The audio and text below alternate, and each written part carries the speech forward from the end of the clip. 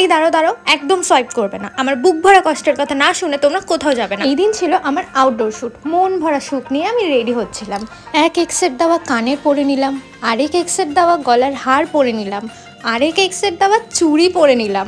মনের সুখে রেডি হয়ে রাস্তায় বেরিয়ে দেখি আমার এক্সের বাজে স্বভাব এখনও যায়নি, রাস্তায় মুতে দিয়ে চলে গেছে। আর এখন এই সুন্দর রূপ নিয়ে আমাকে এই জলের উপর দিয়ে যেতে হবে। কি আর করা যাবে, ঠিক আছে, কোনো ব্যাপার না।